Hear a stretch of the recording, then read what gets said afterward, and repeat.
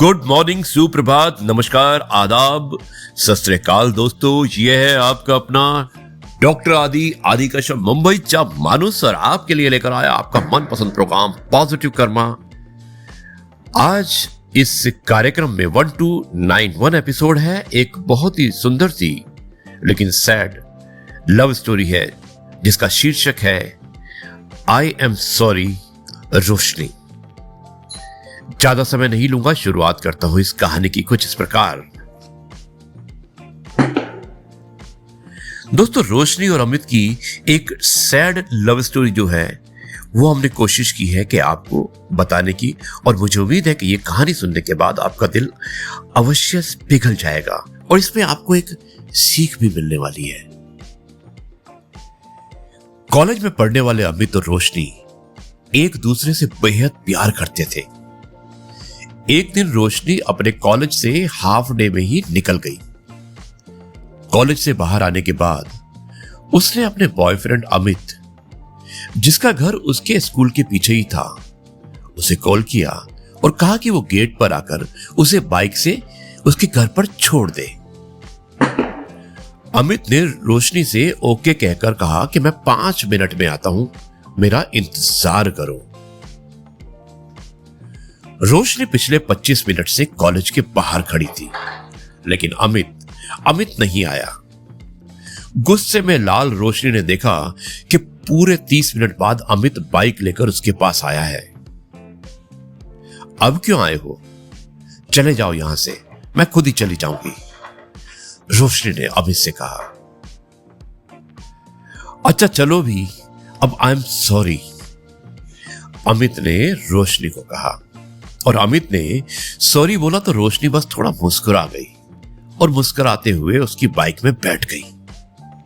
लेकिन रोशनी अब नोटिस करने लगी थी कि अमित अक्सर उससे किसी भी गलती को लेकर बस आई एम सॉरी बोल देता था, उसके आगे ज्यादा कुछ नहीं बोलता।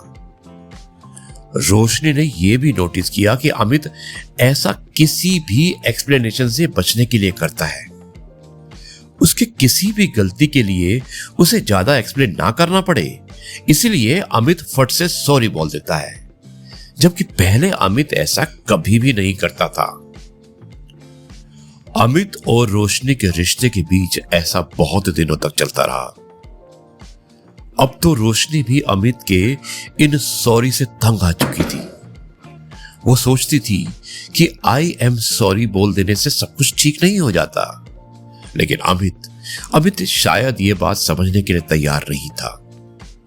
रोशनी ने काफी कोशिश की अमित को समझाने की, लेकिन वो नहीं समझा और आखिरकार जिस बात का डर था, रोशनी ने फैसला कर लिया कि वो इस रिलेशनशिप को खत्म कर देगी, क्योंकि रोशनी का मानना था कि एक लव रिलेशनशिप सिर्फ सॉरी से नहीं चलती। रोशनी ने अमित का फोन उठाना भी बंद कर दिया था। इस बात को 2 महीने बीत चुके थे, लेकिन रोशनी अमित से इतना प्यार करती थी कि उसे वो भुला ना सकी। फिर एक दिन रोशनी अमित से मिलने उसके कॉलेज के बाहर गई, जहां उसे मालूम हुआ कि अमित 1 महीने से स्कूल नहीं आ रहा है। अब रोशनी बिल्कुल घबरा चुकी थी। उसने अमित को कॉल किया तो उसका नंबर भी बंद आ रहा था। घबराई हुई रोशनी अमित के बेस्ट फ्रेंड के पास गई और वहां से मालूम पड़ा कि अमित पिछले 1 महीने से हॉस्पिटल में है। रोशनी भागती भागती हॉस्पिटल पहुंची, जहां उसने देखा कि अमित बेड पर लेटा पड़ा था और बड़ी मुश्किल से कुछ बोल पा रहा था। उसे देखकर रोशनी रोने लगी। रोशनी को देख अमित की आंखों में भी आंसू आ गए थे। फिर बड़ी मुश्किल से अमित ने रोशनी से कहा आई एम सॉरी, और फिर उसने आंखें बंद कर ली। उसके बाद अमित ने कभी भी आंखें नहीं खोली।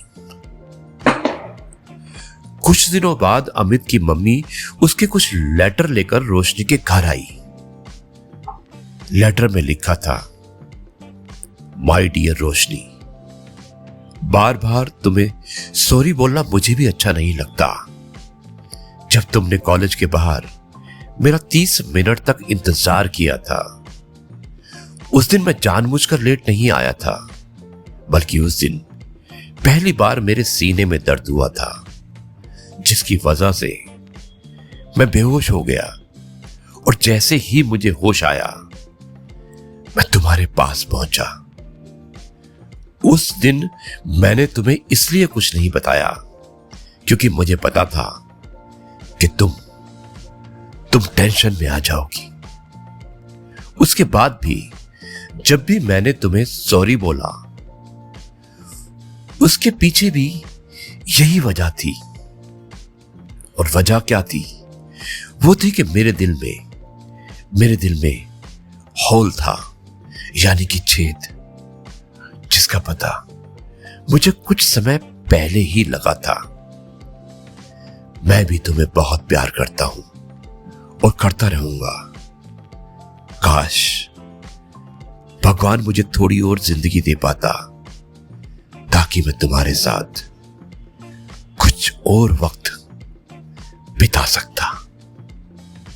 खैर, मेरे सॉरी बोलने की वजह से अगर तुम्हारा मन दुखा हो या मैंने तुम्हें कोई दुख पहुंचाया हो, तो मुझे माफ कर देना। I am sorry Roshni. Letter पढ़कर रोशनी के आंखों से आंसू थमने का नाम ही नहीं ले रहे थे।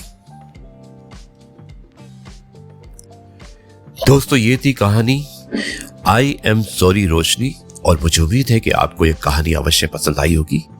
अब मैं इस कार्यक्रम को यहीं पर समाप्त करता हूं और कल आपसे एक बार फिर मुलाकात करूंगा, कुछ नई और कुछ अच्छी बातों के साथ।